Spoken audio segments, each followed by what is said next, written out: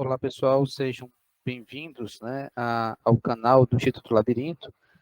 Nós estamos dando continuidade à apresentação e discussão do livro de Marie-Louise Bonfrance, o livro Psicoterapia, em que se trata de uma coletânea de vários artigos científicos que, ao longo da vida de Bonfrance, ela foi apresentando, publicando em várias revistas, jornais, e que, ao final da sua vida, todos esses principais artigos que ela escreveu, a partir de conferências e palestras que ela foi proferindo ao longo de sua existência, foram integrados dentro desse livro muito interessante e muito importante, chamado Psicoterapia. Okay? Então, dando continuidade à discussão desse livro, nós chegamos agora no capítulo que fala da função inferior. Vocês vão observar que é um capítulo muito extenso, muito longo, e por isso nós vamos abordar esse capítulo de forma pausada, minuciosa, parte por parte, né? Nesse conto de hoje, a gente vai estar discutindo um pouquinho aquilo que ela apresenta na introdução do capítulo A Função Inferior. Nessa introdução, ela fala de alguns temas muito importantes, muito interessantes para a psicologia analítica. Dentre eles, o problema do 3 e do 4, né? E aí é interessante, quem quiser aprofundar, ver isso também dentro dos estudos de Pitágoras, né? Dentro da alquimia, dentro de estudo de reflexão sobre os temas mitológicos, né? Como, por exemplo, vários temas mitológicos, nós sempre encontramos uma estrutura paternária ou terciária, quando se vai compreender, por exemplo, o universo, a vida. Né? Se a gente pegar também isso numa visão religiosa ou mesmo filosófica, quando se fala da construção do universo, da formação do mundo, da formação da existência, nós vamos também entender que essa formação se dá dentro de uma estrutura quaternária e terciária, né? Sempre inicialmente a partir do 3, mas que esse 3 produz 4 elementos, né? E nessa transmutação do 3 para o 4, né, um elemento, né, que vai surgir para formar o 4, esse elemento ele é posto de lado, ele é negligenciado, ele não é muito bem integrado aos demais, então ele é visto de forma negativa, de forma pejorativa, mas quando você consegue ir além dentro dessa compreensão e consegue a fazer o trabalho de ampliação da consciência, consegue visualizar melhor a totalidade, você consegue entender que aquele um que estava distorcido, que estava destacado, que estava separado, quando ele é integrado, ele passa a formar uma totalidade. Né? Se não vejamos, né? Se a gente pegar, por exemplo, dentro da mitologia judaico-cristã, né, a criação do universo, né, nós vamos entender que nós temos 3 seres ali presentes, né, nessa criação do universo. Nós temos Deus, nós temos Adão primordial e nós temos Eva, né, também a mulher primordial. Mas nós temos, escondidinho ali, um pouco afastado, um pouco separado, um quarto ser, né, que a gente pode compreender como a serpente, que a gente pode compreender como Satã, como Lúcifer, e que a gente pode compreender, inclusive, como Lilith. Né? Esse quarto ser, que está ali separado, está ali afastado, ele também faz parte desse mito da criação. Só que é visto como algo que é nefasto, que causa o mal, que foi o responsável pelo exílio, né, pelo banimento do paraíso, do Jardim do Éden, né, pela origem do sofrimento, da dor, do esforço, da morte na humanidade. né? Então é interessante a gente ter essa compreensão, essa visão de que toda a totalidade, como totalidade, ela é vista a partir do prisma da lei do 4, ou seja, dentro de um prisma quaternário, tá? Porém, pode ser vista também como uma tríade que está sendo perturbada, atrapalhada por um elemento que tenta entrar, que tenta pertencer, né? Então, esse é o problema do 3 e do 4, que Von Franz já começa a apresentar no início desse capítulo, na parte da introdução do capítulo da função inferior, né? É um tema muito vasto, muito complexo, né? Sugiro que quem quiser aprofundar isso, né, que possa ler Pitágoras, que possa estudar um pouquinho de alquimia, que possa estudar um pouquinho de mitologia, que possa perceber, né, que sempre vai haver essas duas formas da gente compreender uma realidade ou uma totalidade, né? Uma forma dentro da lei do 3, ou seja, uma totalidade é feita por três elementos, porém, esses três elementos são sempre atrapalhados por um fator externo, né? Ou uma outra possibilidade de você observar essa mesma totalidade é incluindo esse fator que atrapalha os três elementos como fazendo parte da totalidade. Então você sai da lei do 3 e vai para a lei do 4, né? Para o quatérnio. Tá? Isso é importante por quê? Né? Von Franz fala disso no início desse capítulo, por quê? Porque ela vai defender a tese de Jung, né? A partir das pesquisas do Jung, né? Das observações do Jung, principalmente ao observar os tratados alquímicos, ao observar os textos né? Gnósticos, a observar também e estudar muito né? A filosofia oriental, tanto a chinesa como também a hinduísta, Jung também pôde perceber né, que essa totalidade ela é vista de forma mais coerente, mais completa, quando ela está dentro do quatérnio, quando ela obedece à lei do 4. Tá? Se a gente pegar, por exemplo, o Tao, né, a questão da manifestação do Tao através do Tai Chi. A gente percebe que o Tai Chi ele é composto por duas figuras, por dois movimentos, por duas atitudes, né?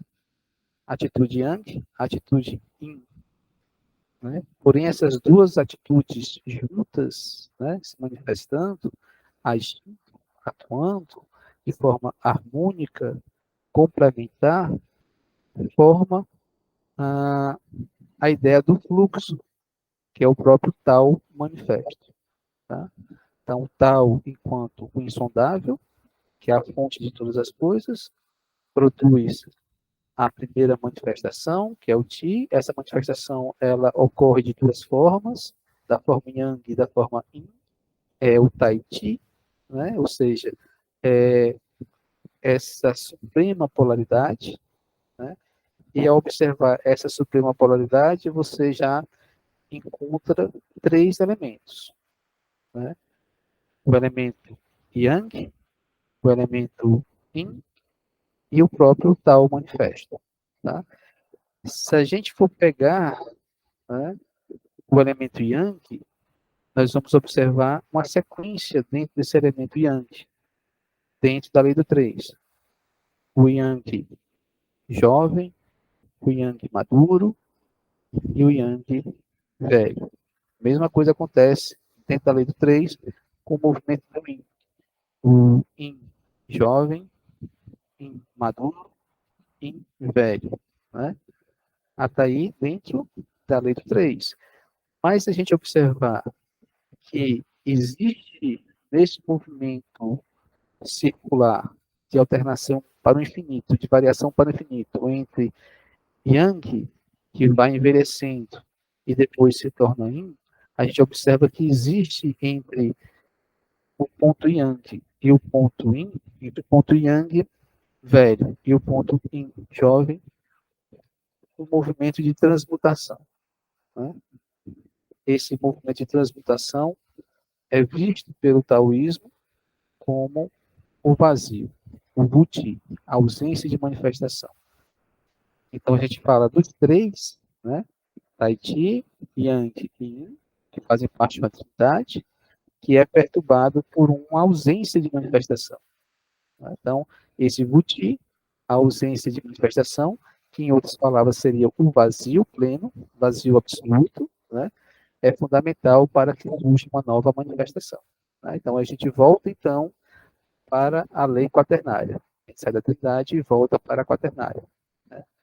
Porém, o Buti é tudo aquilo que se deve ser evitado. Ninguém quer o vazio, ninguém quer a ausência de movimento, ninguém quer o nada, ninguém quer a manifestação, a ausência de manifestação.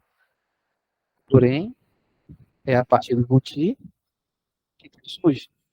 Daí a importância do quarto elemento. Né? Então, é interessante essa reflexão sobre o tema, o problema do 3 e do 4. E Jung traz isso para a sua teoria, porque quando ele fala também da psique, ele fala da psique também dentro dessa compreensão da lei do 3 e da lei do 4. Principalmente quando ele trata das funções psíquicas. Quando ele trata das funções psíquicas, ele vai ter uma compreensão quaternária da psique. Né?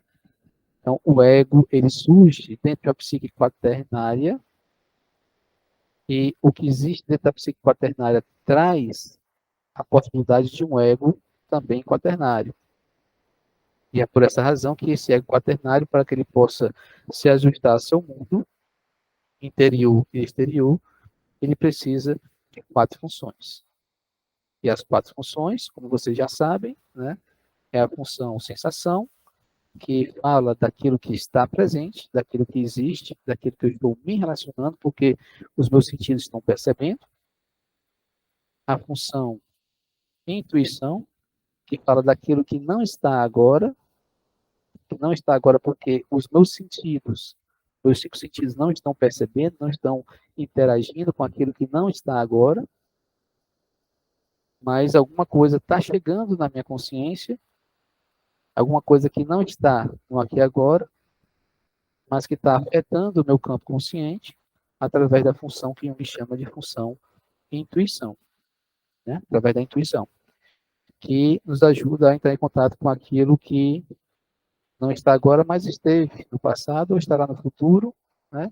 Ou não está no aqui, nesse lugar, nesse momento aqui, nesse lugar, nessa situação concreta aqui, mas que está em outro ambiente, em outra região, em outro lugar, mas que de alguma forma, através da função intuição, está chegando na minha consciência.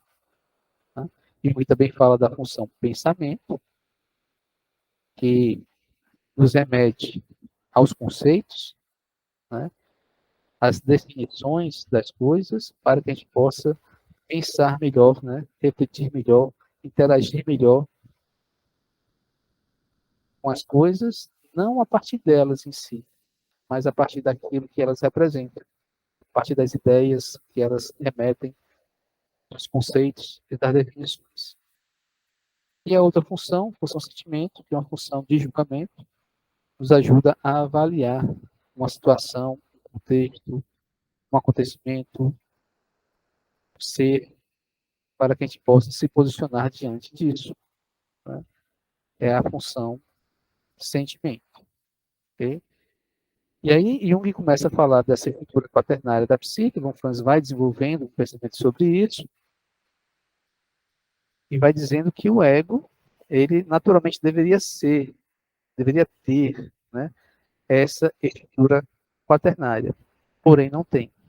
E nessa introdução, ela vai apresentar a razão, né, porque o ego não tem essa estrutura quaternária, mas que na verdade funciona dentro da lei do 3, dentro da estrutura terciária. Né? Isso exatamente porque existe a função inferior, aquela função que está ali perturbando aquela totalidade feita de 3 elementos, vamos dizer assim. Okay? E logo em seguida, Von Franz fala das atitudes e dos dois tipos comportamentais. As atitudes são atitudes que ajudam o indivíduo a se adaptar, portanto, são atitudes de adaptação, são aquelas atitudes extrovertidas ou atitude introvertida, né? Atitude extrovertida ou atitude introvertida. A atitude extrovertida é aquela atitude que ajuda o indivíduo a modificar o seu meio para ele se adaptar ao seu meio, modificando o seu meio.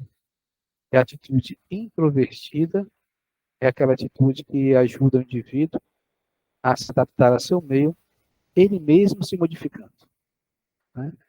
Então, deixa eu compartilhar com vocês aqui um pouquinho do texto da Confrans, para que a gente possa pensar melhor sobre esses dois conceitos, essas duas atitudes, que vai gerar esses dois tipos comportamentais.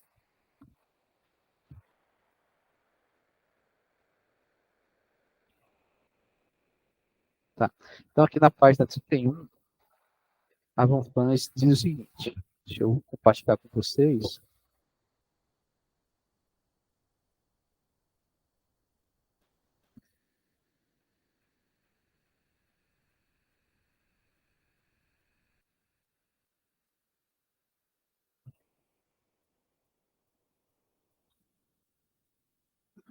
Então, aqui na página 31, ela vai dizer o seguinte: gostaria de apresentar breve esboço do padrão das quatro funções na psicologia junguiana. Inicialmente, Jung distinguiu dois tipos comportamentais: o extrovertido e o introvertido. No extrovertido, a libido habitualmente flui conscientemente na direção do objeto, mas existe também uma ação contrária de volta em direção ao sujeito. Para o extrovertido, o avanço oculto na direção do sujeito é geralmente um fator inconsciente. No caso do introvertido, ocorre o oposto, pois ele tem a impressão de que um objeto constantemente o esmagasse, de modo que precisa continuamente se afastar deste, uma vez que tudo está caindo sobre ele. É continuamente esmagado pelas impressões, mas não tem consciência de que está secretamente emprestando energia psíquica ao objeto, através da sua extroversão inconsciente. De maneira sucinta, isso representa a diferença entre o extrovertido e o introvertido.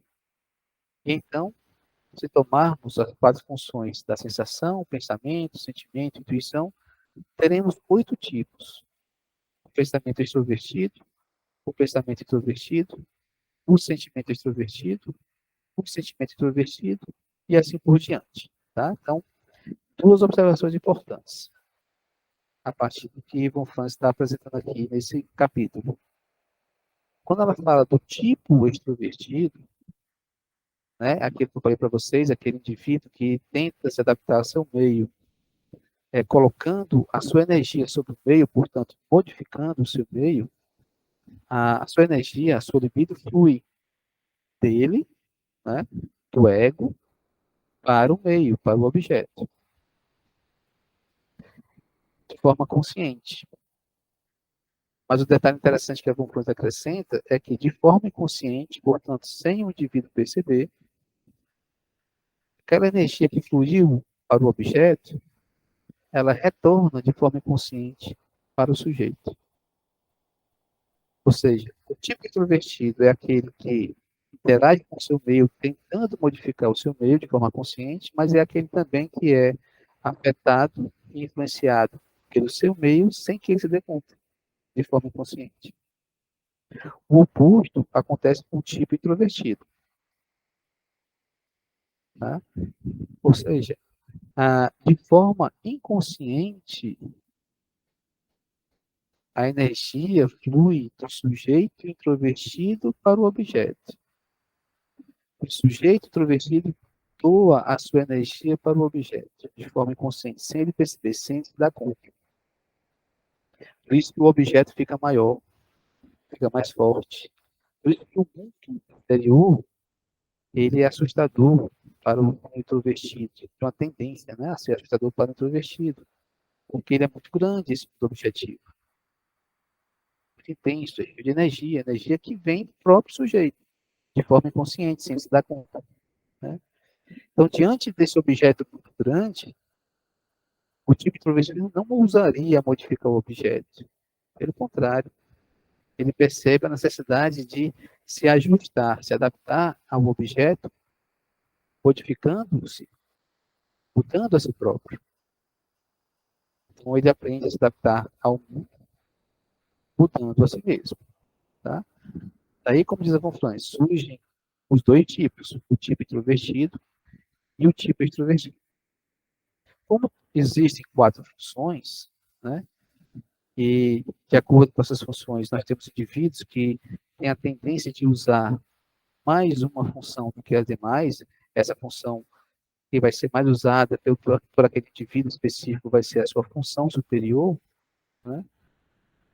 Nós teremos, então, a combinação de 2 com 4, que daria 8 tipos, né? Pensamento extrovertido ou pensamento introvertido, sentimento extrovertido ou sentimento introvertido, sensação extrovertida ou sensação introvertida, intuição extrovertida ou intuição introvertida. Se a gente acrescentar a função auxiliar, né, nós vamos dobrar isso, nós vamos encontrar, então, 16 tipos psicológicos. Daí a origem, né, da tipologia indiana. Por exemplo, pensamento extrovertido com intuição auxiliar. É uma tipologia. Ou pensamento extrovertido com sensação auxiliar. Seria uma outra tipologia e assim por diante. Né? Então, são essas duas observações iniciais que a gente leva em consideração a partir desse relato aqui da Von Franz. Ok?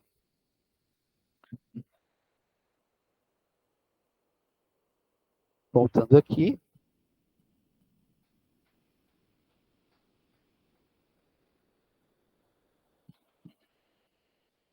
Então, também nesse capítulo, a Von Franz vai falar da função superior e da função inferior. Já disse para vocês que a função superior é aquela função que o indivíduo tem mais afinidade, de forma consciente, né? E isso ocorre, ele desenvolve uma das 4 funções para ser a função superior, por alguns fatores. Dentre eles, eu destacaria a educação. Então, a educação que ele recebe na família, a educação que ele recebe na escola, no seu meio sociocultural, vai fazer com que ele perceba que ele vai ser mais reconhecido, mais valorizado, se ele agir mais com aquela função específica. E, naturalmente, ele vai valorizar mais uma dessas 4 funções do que as demais. Esse é um fator muito importante. Outro fator muito importante é a tendência natural que esse indivíduo vem, que esse indivíduo traz para o mundo, para a sua existência. E aí tem uma questão, inclusive, genética, né?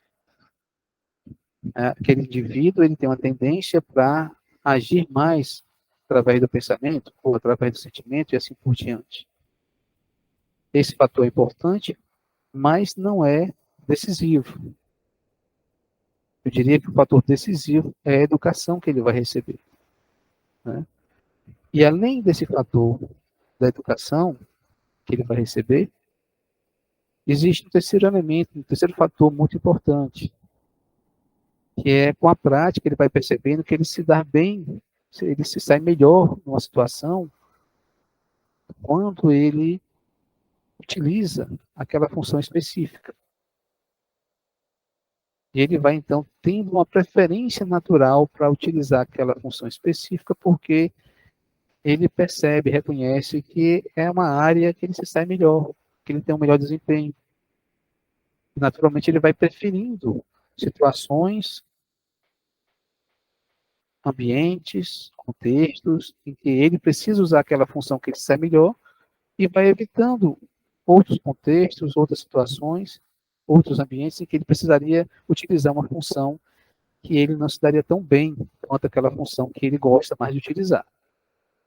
Então, ele mesmo, ao longo da sua vida, vai deixando de lado algumas atividades, algumas pessoas, alguns contextos, em que ele precisaria recorrer, utilizar uma função que ele não tem muita habilidade. Né? Então, naturalmente, essa função vai entrando em desuso, vai ficando indiferenciada, não vai se desenvolvendo e vai formando aquilo que a teoria junguiana entende como função inferior.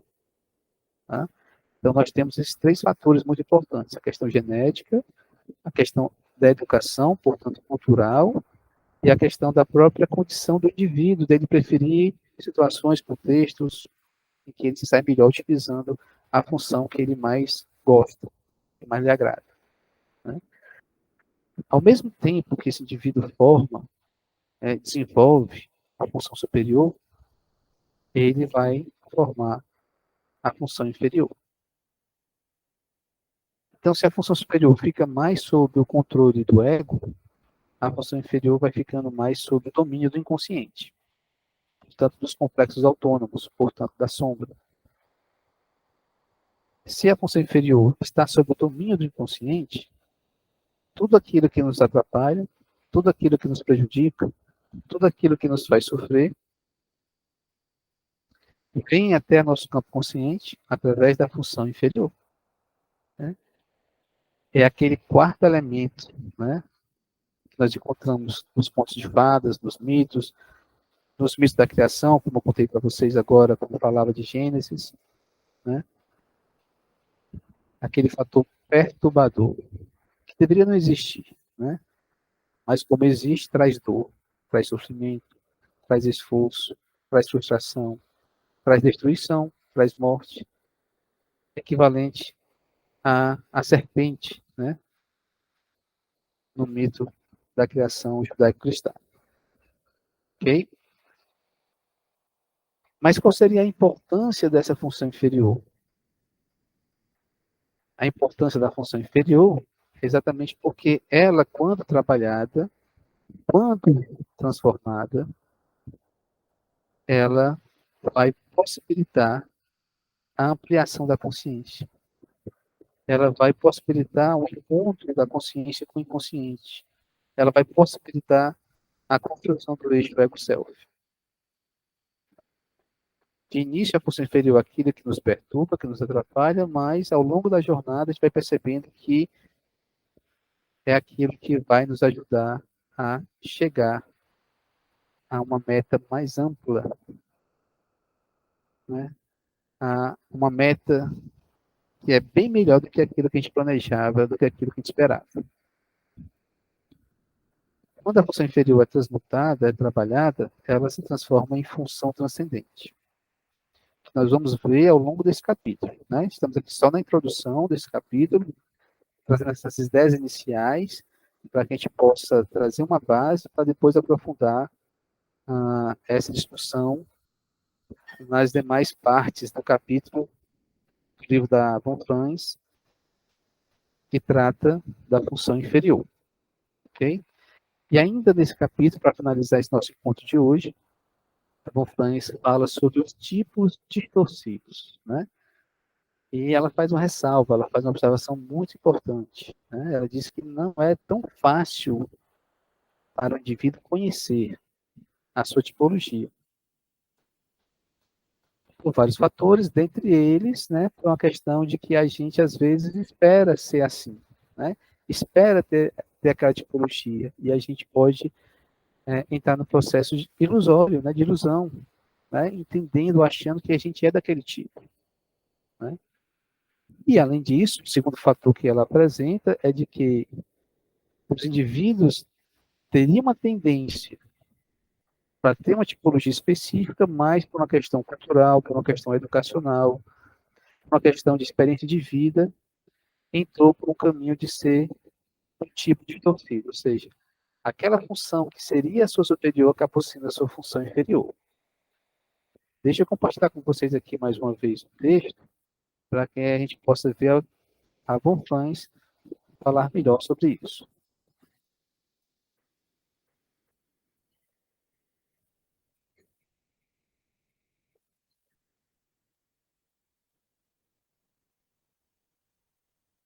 Vamos chegar aqui onde ela fala sobre os tipos distorcidos.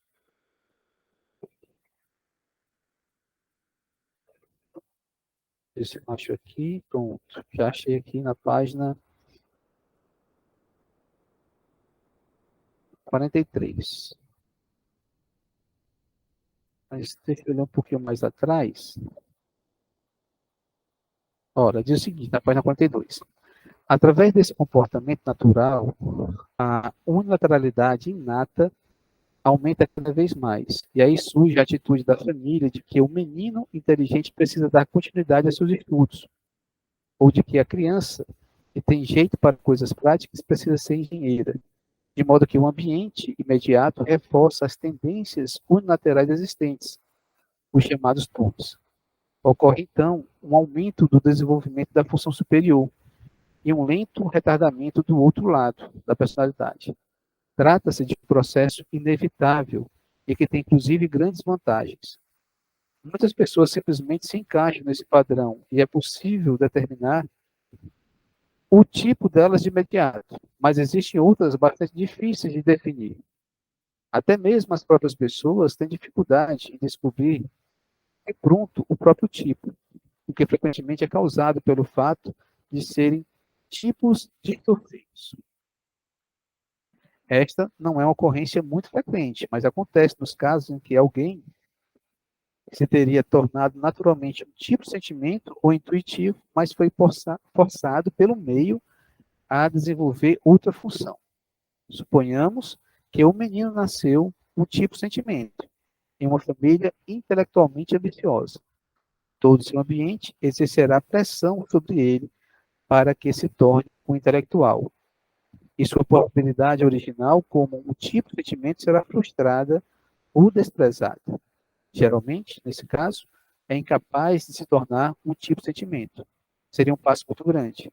Mas ele talvez desenvolva a sensação ou a intuição, uma das funções auxiliares, de modo a se adaptar relativamente melhor a um ambiente que o cerca, pois sua função principal encontra-se simplesmente deslocada no meio em que ele está sendo criado. Aí, finalizando aqui, os tipos de torcidos possuem vantagens e desvantagens. A desvantagem é que, desde o início, não podem desenvolver sua disposição principal, a qual, portanto, permanece um pouco abaixo do limite que teriam alcançado, caso a tivesse desenvolvido de maneira unilateral. Por outro lado, foram forçados a fazer antes do tempo algo que teriam que fazer de qualquer modo, na segunda metade da vida. É frequentemente possível, na análise, ajudar as pessoas a retornar ao tipo original, e elas são então capazes de captar bem rápido outra função e atingir o estado desenvolvido, pois a disposição original é útil nesse sentido. Elas não foram peixe, elas são como peixe, melhor dizendo, que agora podem voltar alegres para a sua água. Então, é interessante observar isso, né, gente? Que há essa possibilidade de um indivíduo apresentar um sofrimento exatamente porque não está vivenciando aquela função que deveria ser a sua função superior e acabou sendo a sua função inferior por uma razão de educação, por uma razão cultural. E aí surge a questão, como desenvolver a função inferior? Né? Conflans coloca de forma brilhante também, eu gosto muito dela, acho ela uma pessoa muito brilhante intelectualmente, né? Ela fala do movimento é, da serpente para que a gente possa desenvolver a função inferior. A função superior e as funções auxiliares nós desenvolvemos na prática, no dia a dia, de forma consciente, exercitando, praticando, né? Mas como a função inferior, seja ela qual for, não está sob domínio do ego, mas está sob domínio do inconsciente, nós não podemos desenvolvê-la pela prática, pelo esforço egóico, pelo exercício egóico, né? Nós podemos desenvolvê-la integrando ela na consciência de forma simbólica. E ao fazermos isso, a gente está fazendo a transmutação da função inferior em função transcendente. Olha só o que ela diz aqui,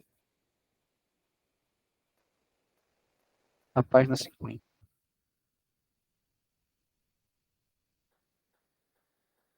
Bem, É claro que a vida nos obriga a fazer isso, mas a vida não se importa. Mas o processo analítico não deve avançar nessa direção, e normalmente não faz. Quando seguimos as indicações sugeridas nos sonhos, porque vemos que a tendência do processo é que o desenvolvimento se dê através de um movimento serpentiforme, a maneira normal pela qual o inconsciente tenta erguer a função inferior, né? Então, função superior, aqui no caso, nesse exemplo, seria o pensamento, depois se desenvolve a intuição pela prática egóica, depois também pela prática, pelo exercício egóico, se desenvolve a sensação, e através de integração simbólica, o sentimento surge e vai entrando aos pouquinhos na consciência, unindo a consciência ao inconsciente. Esse movimento da serpente, né? Serpente forme, como diz a Von Franz.